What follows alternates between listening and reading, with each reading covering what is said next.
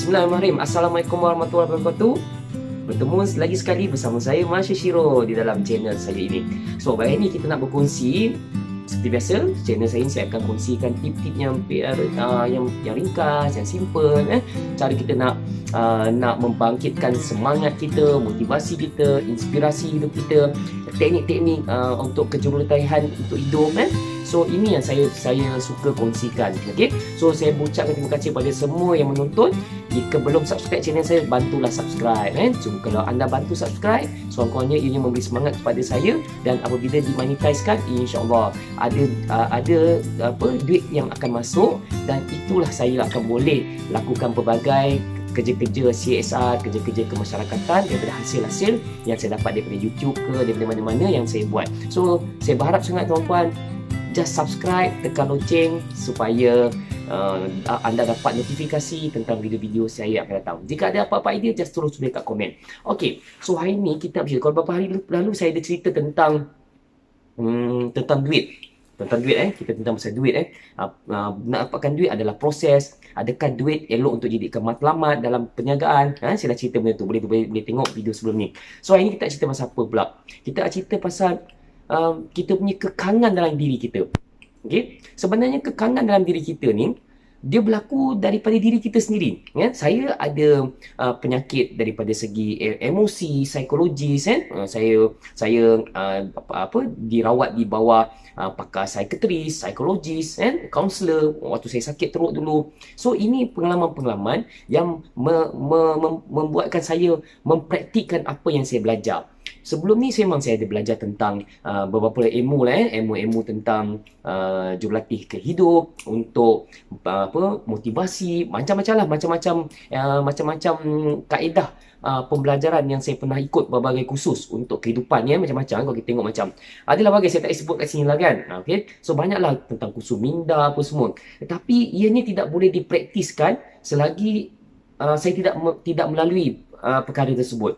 Saya boleh share contoh kalau kata kita belajar secara teori untuk pergi ke Mekah, untuk buat umrah ke, untuk buat haji, kita rasa macam susah. Banyak yang nak kena hafal, banyak nak kena buat sebab kita tak melalui. So bila kita masuk ke exam untuk pendidikan Islam atau sekolah dulu bila nak jawab soalan tentang ibadat haji ni agak sukar kadang-kadang sebab kita tak melalui dia. Berbeza dengan kalau kata kita menjawab soalan tentang solat. Kalau solat kita lakukan hari-hari dari kecil kita dah diwajibkan solat, kecuali tak solat lah kan. So nak jawab soalan senang je, boleh ingat rukun solat berapa sebab kita buat. Walaupun tak ingat rukun solat ada berapa, lupa. Tapi waktu exam kita boleh buat lagi, kita boleh kira 1, 2 niat kita boleh kira lagi. Sebab kita buat. So bila berlaku untuk yang haji umrah, susah. Sebab apa? Kita tak melaluinya. Tapi apabila saya diberi peluang, Allah Ta'ala beri saya rezeki, dulu saya belum buat haji lah, saya buat haji kecil lah, buat umrah. Bila buat kat sana, bila kembali ke tanah air semula, and then insyaAllah pada bulan 9 ni, saya dan keluarga dan juga family MSGA, kita nak pergi lagi sekali. Saya rasa keyakinan tu ada. Sebenarnya senang saja benda tu. Bukan nak cakap senang ujian kan, tidak. Maksudnya bendanya senang. Sebab apa senang? Sebab kita dah lalui benda tu. So apabila saya belajar teori-teori tentang pemikiran, minda, subconscious mind apa semua ni kan, saya tak dapat rasa ianya power jika saya tidak praktiskan. Tapi macam mana saya nak praktiskan? Pada waktu tu, saya hanya menjadi seorang trainer yang pandai berkata-kata kepada orang. Betul tak? So, apabila Allah Ta'ala bagi saya ujian dengan kesakitan, wow! Barulah saya tahu mana saya nak gunakan benda tu. So, sahabat-sahabat yang kat luar sini, mana ada belajar NLP ke apa benda semua tu kan? Kalau kata kita tidak diuji dengan sakit, dengan masalah kehidupan apa semua, please, kita kena cari orang-orang yang ada masalah begini untuk kita bantu. Untuk kita praktiskan apa kita ni. Macam kita belajar dulu, kita mesti ada latihan industri. Kenapa latihan industri tu dibuat? Kenapa internship tu dibuat? Sebab kita nak praktiskan apa yang kita belajar secara teori. Doktor, tukang masak, chef apa semua ni, belajar teori dulu. And then baru pergi ke dapur. Kenapa kena praktis? Sebab dia nak tengok macam mana kompetensinya apa yang dia belajar. So sama juga dalam kehidupan kita, tuan-puan. Kalau kata kita menghadapi kekangan dalam hidup ni, bila berlaku kekangan hidup, waktu tu baru kita boleh praktiskan ilmu kita. So kalau kata kita tidak praktiskan ilmu tu, macam mana kita nak mantapkan ilmu kita ada tu? So kalau kata kita tidak diuji dalam diri kita, Kita kena cari orang. Kita kena cari orang mana ada yang sakit, yang perlukan psikologis, yang perlu ni. Duit akan datang tuan-puan. Kadang-kadang kita ni, kita masuk khusus untuk life coach. Contoh jurulatih kehidupan. Kadang-kadang niat kita tu, aku nak cari duit nak jadi, nak buat coaching. Aku nak cari duit sebagai trainer. Aku nak jadi counselor. Aku nak ni. Kalau kita letak duit tu, kita tengok video saya sebelum ni, kita letakkan duit tu sebagai kita punya target dahulu. Bila kita letak target benda tu, itu je masalahnya, kita akan fikir nak buat bisnes benda ni. Tapi untuk bila you dah jadi pakar, you dah biasa buat training, dah biasa bantu orang apa semua, and then pada waktu tu, orang sini akan letak harga. Orang sini akan cakap, macam Syiro, kalau saya nak panggil you, saya bagi you sejam 500, you nak tak? Ini yang berlaku pada saya, tuan-puan. Kan?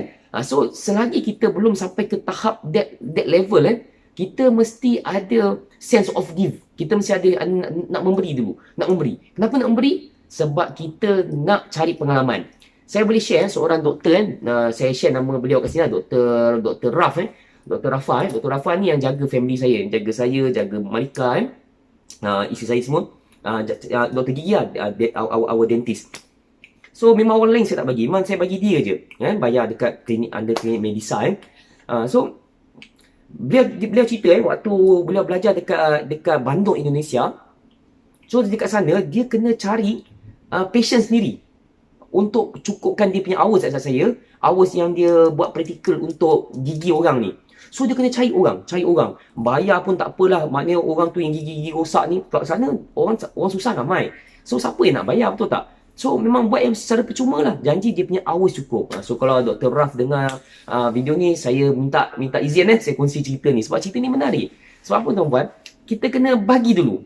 Now beliau antara doktor yang bagus, yang jaga gigi Malika kalau pergi buat apa dengan cara. So ini yang kita kena faham, tuan-puan. Bila kita nak dapatkan satu ilmu tu, kita mesti praktiskan dia. Bila kita praktiskan dia, you don't put your money, jadi you oriented dengan money tu. Jangan. Duit akan datang selepas tu. Saya nak cuba fahamkan saya punya penonton, subscriber saya punya channel ni. Saya nak cuba fahamkan dalam video saya sebelum ni, video ini dan video akan datang. Saya nak fahamkan bahawa duit tu akan datang. Sebab soalan yang saya dapat selalu daripada sahabat-sahabat yang view saya punya video apa semua. Mereka banyak bertanya, macam mana macam Syirul, kita nak buat duit cepat, nak buat duit banyak, nak buat duit boleh relax apa semua. Macam mana macam Syirul boleh pencen awal, tanpa duit bersara bulanan, you boleh survive hidup you semua. Teman-teman, saya tak kaya pun, tapi Alhamdulillah cukup makan. Dengan kerja tidak ada 25 hari bulan duit gaji macam kerajaan macam dulu, tidak ada.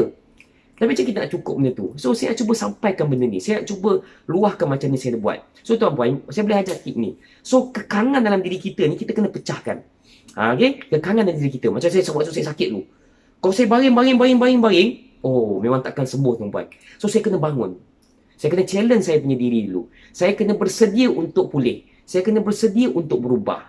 So the thing change, kita mesti berubah dulu. So kalau saya nak pulih, saya kena bersedia untuk pulih. So saya tanya anda sekarang, kalau anda nak kaya, adakah anda bersedia untuk jadi kaya? Kalau tak bersedia, jangan fikir untuk kaya, tuan-puan. Takut-takut esok bila you kaya, you lupa diri. Takut-takut esok you kaya, you tak tahu nak manage duit kat mana. Takut-takut you kaya esok, you buat jenayah pula. So kalau you dah bersedia untuk jadi kaya, now kita akan tengok video-video akan datang, saya akan ajar you jadi kaya macam mana. Tapi kalau you belum bersedia, tuan-puan, jangan. Kalau you dah bersedia untuk jadi seorang trainer apa-apalah, trainer gym ke, trainer motivasi ke, trainer inspirasi ke, trainer apa pun, you dah bersedia untuk jadi trainer belum? Sebab seorang trainer, dia adalah seorang yang sanggup melatih orang. Dia sanggup memberi kepada orang. So, you dah bersedia belum? Tapi kalau you tak bersedia, you fikir, kalau aku jadi trainer ni, kalau orang tak bayar macam mana? Maknanya you belum bersedia lagi. Maksud trainer ni, dia kena, otak dia kena ready dulu. Aku mesti sanggup untuk ajar orang macam ni. Tapi ada kita punya limitation lah. Tak adalah semua free, semua terlalu murah. Tidak ada lah. So, you kena ready kat situ. Okay, contoh you nak jadi ahli perubatan alternatif, contoh. Bukan doktor lah contoh you nak urut orang. You nak belajar, you kata, baguslah boleh buat part time untuk urut orang. Okay? Adakah you bersedia untuk bantu orang? Kadang-kadang malah orang call. Ingat tuan-puan, ini adalah ujian-ujian yang kita akan tempuhi di dalam subconscious mind yang saya belajar dulu-dulu lah. Ini yang kita akan dapat. Sebab apa kita belajar benda tu, itu yang kita akan dapat esok. Orang akan cari kita, orang akan tanya kita malam-malam orang call. Boleh tak Syirul atau urut saya? Malam ni ada orang sakit ni. Adakah kita bersedia?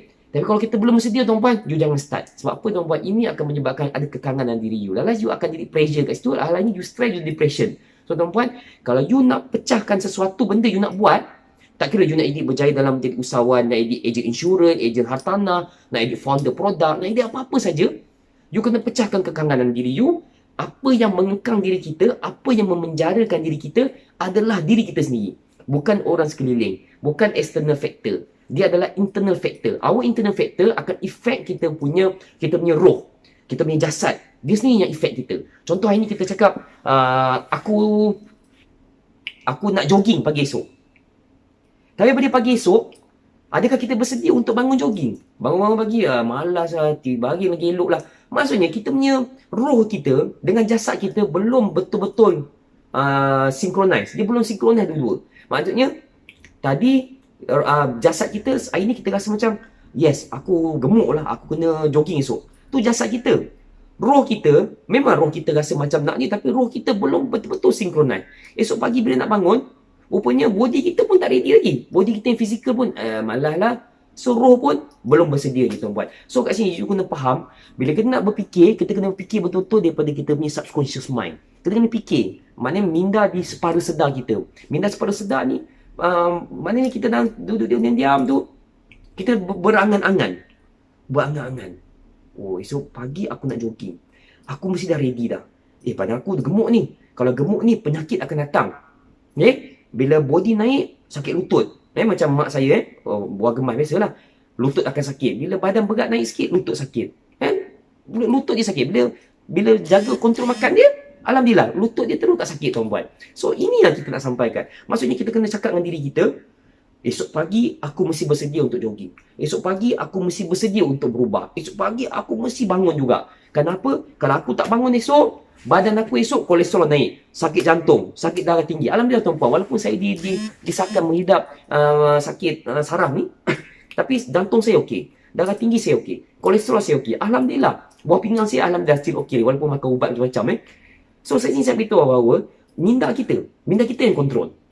Contoh kalau kata kita ada buat seal, kita buat wasiat, pusaka, apa benda saja perniagaan. Kongkot ni soalan yang saya dapat ni daripada kawan-kawan kita yang berniaga ni, yang jadi ejen insurans, ejen takaful, ramai ni. Sebab apa tuan-puan, pengalaman saya dulu adalah eksekutif jualan dan juga eksekutif pemasaran. Dua bidang ni saya masuk. Dua bidang ni nampak macam sama tapi lain. Dua-dua saya dah pernah kerja. So, kita ada pengalaman tu. So, bila kawan-kawan ni cari saya cakap, you kena bersedia. Maksudnya esok you kena cakap, malam ni you kena cakap dah. Esok, aku mesti jumpa 10 orang juga. Kalau aku tak jumpa 10 orang, aku tak ada gaji.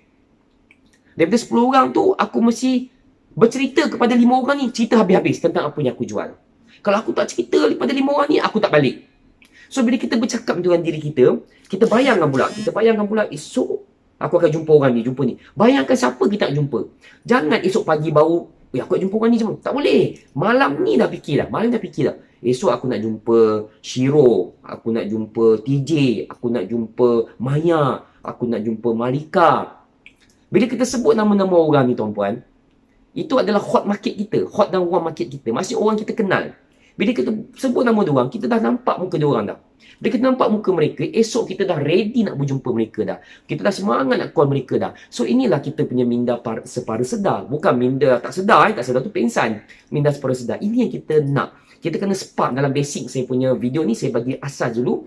Kalau anda nak pecahkan sesuatu untuk berjaya tuan-puan, berjaya daripada bangkit daripada sakit, bangkit daripada kekecewaan, bangkit daripada putus asa, bangkit untuk duk buat sale, jual macam-macam, tak berjaya je, masuk berapa banyak MLM, A sampai Z, macam-macam dah, jual macam-macam benda, tak berjaya-jaya, masih ada benda yang stuck kita.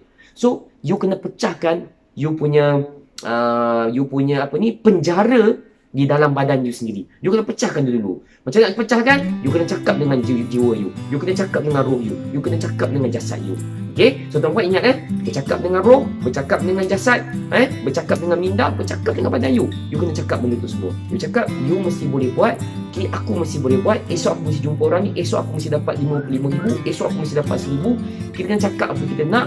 Sebab apa tuan-puan? Apa yang kita cakap adalah doa. Apa yang kita fikir adalah doa. Apa yang kita minta adalah doa. So, tuan-puan ingat, saya beri pesanan, cakap dengan diri, cakap yang positif, insya-Allah rancang diri kita elok, rancang apa kita nak buat, insya-Allah kita akan nampak jalan tu mudah. Dan saya doakan siapa yang menonton video ini akan dipermudahkan urusan, dimurahkan rezeki dan diberikan kesihatan yang baik. Assalamualaikum warahmatullahi wabarakatuh. Terima kasih.